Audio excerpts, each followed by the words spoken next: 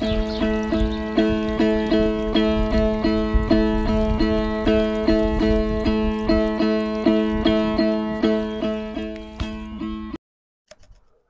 علیکم ورحمۃ اللہ وبرکاتہ۔ اعوذ باللہ من الشیطان الرجیم، بسم اللہ الرحمن الرحیم۔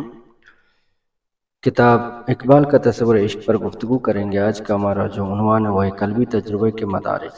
اس جگہ پر مصنف صاحب لکھتے ہیں، پھر قلبی تجربے میں اپنے متن کی فراوانی اور شدت اور اپنے عقل کی قدر و قیمت کے اعتبار سے مختلف مدارج کے حامل ہوتے ہیں۔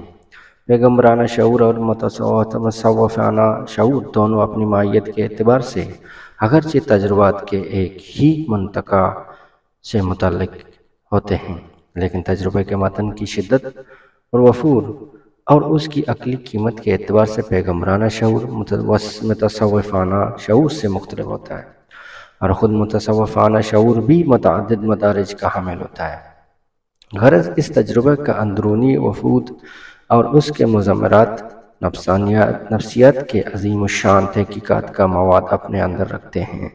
اس خصوصیت مستند ماہرین کے بعض شخصی تجربات کی جو تفصیلات اور تحریریں موجود ہیں، ان سے ایک اچوتا اور وسیع میدان نفسیاتی تحقیقات کے لیے کھل جاتا ہے۔ مشہور مصلح تصوف حضرت شیخ احمد سرندی کے آگے عبد المومن نامی کسی شخص کے تجربے قلب کے حسب ذیل تفصیل کی بیان کی گئی۔ اس پر انہوں نے جو تبصرہ کیا وہ قلبی تجربہ کی ایک مستقل کائنات کی جانب نشاندہی کرتا ہے۔ مثلا آسمان اور زمین، عرش، جنت اور دوزخ سب میرے حق میں نیست ہو چکے ہیں۔ جب میں اطراف دیکھتا ہوں تو انہیں کہیں نہیں، جب میں کسی کے آگے کھڑا ہوتا ہوں تو مجھے آگے کوئی نظر نہیں آتا، بلکہ خود میرا وجود میرے حق میں گم ہو چکا ہے۔ خدا لامحدود ہے، کوئی اس کا احاطہ نہیں کر سکتا، اور یہ مکاشفہ روحانی کی انتہا ہے، کوئی ولی اس کے آگے نہیں جا سکتا۔ تجربہ قلب کا مندرجہ بالا تفصیل پر شیخ احمد سرندی نے تبصرہ کرتے کیا اور حسب ذیل ہے۔ مکاشفہ، جس کی تفصیل لکھی گئی کہ مکاشفہ کا سرچشمہ قلب کی ہر زمان متغیر حیات ہے، اور مجھے ایسا معلوم ہوتا ہے کہ صاحب کشف نے قلب کی بے شمار منازل میں سے ایک چوتھائی منزلیں بھی ہنوز طے نہیں کی ہیں۔ روحانی زندگی کے پہلے مرتبے کی تکمیل کے لیے بقیہ 3/4 منازل بھی طے کرنی ضروری ہیں۔ اس مرتبہ کے آگے اور مراتب میں جو روح سر خفی سر اخفا سے موسوم کیے جاتے ہیں، یہ تمام مراتب بحیثیت مجموعی عالم امر کہلاتے ہیں۔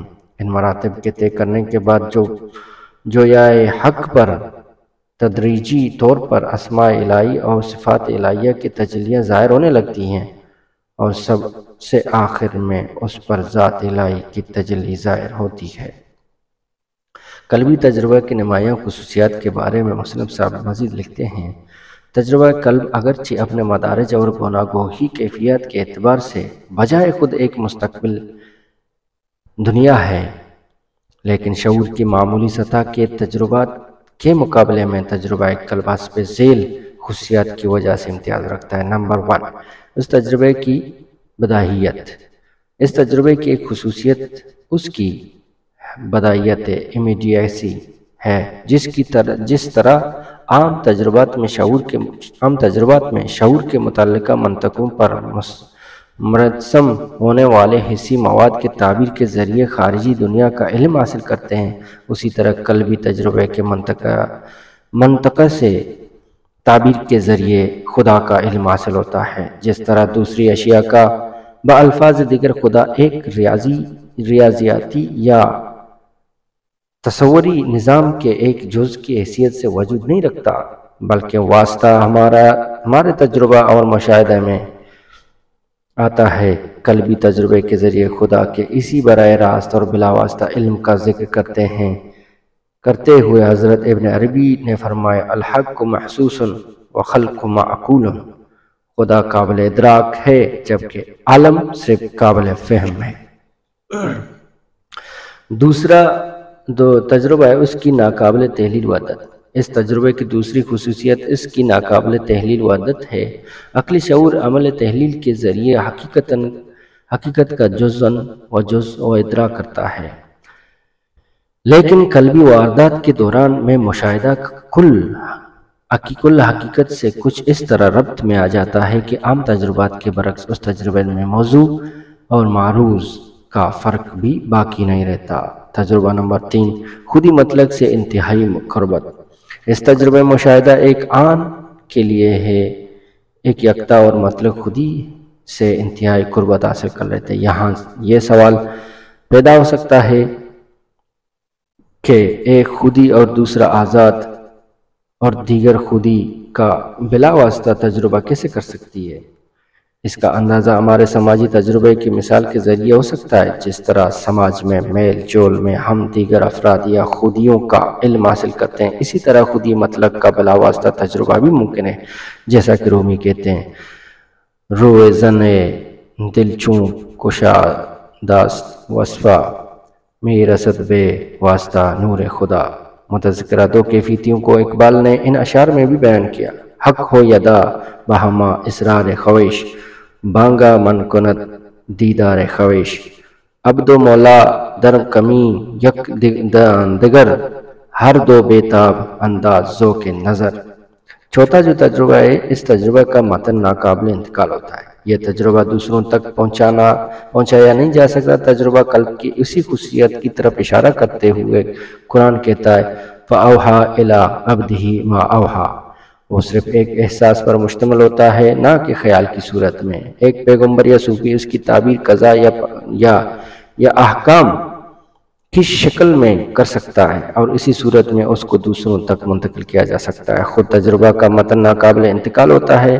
دوسرے الفاظ میں اس تجربہ کا مواد اپنی ماہیت کے اعتبار سے ایک ناقابل وضاحت یا غیر ملفوظ احساس ہوتا ہے، لیکن دوسرے تمام احساسات کی طرح متصوفانہ احساس میں بھی علم یا وقوف کا عنصر بہرحال شامل ہوتا ہے، اور اسی کی مدد سے احساس خیال کی شکل اختیار کرتا ہے۔ یہی سبب ہے کہ مذہب کا آغاز اگرچہ خالص احساس ہوتا ہے، لیکن جیسا کہ مذہب کی تاریخ سے ظاہر ہے، مذہب کسی وقت بھی محض احساس کا معاملہ ہو کر نہیں رہ گیا، بلکہ وہ ہمیشہ فوراً ہی مابعد الطبیعت کے میدان میں داخل ہو جاتا ہے۔ پانچواں جو تجربہ ہے، یہ تجربہ زمان الہیہ میں واقع ہوتا ہے۔ اس تجربے میں مشاہدہ زمان الہیہ یا زمان حقیقی کے دائرے میں داخل ہو جاتا ہے، جہاں اس کو عالم آب و گل کی تدریجی زمان سیریل ٹائم کے غیر حقیقی ہونے کا احساس ہو جاتا ہے۔ دوسرے الفاظ میں وقت کی تدریجی بہاؤ کا احساس جیسا کہ شعور کی عام سطحوں میں ہوتا ہے، اس تجربے میں باقی نہیں رہتا۔ یہ تجربہ آنی ہوتا ہے۔ می شود پردہ چشم پر کاہے گائے، تے شود جاؤ صد سالہ با آئے گائے۔ وادی عشق بسے دور و دراز است دلے، دیدم ہر دو جہان را با نگائے گائے۔ لیکن مشاہدہ تدریجی زمان سے بالکلیہ منقطع نہیں ہو جاتا، کیونکہ صوفیہ احوال جلد مانند پڑ جاتی ہے اور مشاہدہ دوبارہ تدریجی زمان میں داخل ہو جاتا ہے، لیکن فوراً گزر جانے کے باوجود یہ تجربہ مشاہدہ میں اقتدار کا ایک عمیق اور ناقابل تسخیر احساس چھوڑ جاتا ہے۔ قلب کے اس تجربے میں خودی کی طاقتوں کو مجتمع کرنے کی ایک غیر معمولی صلاحیت پائی جاتی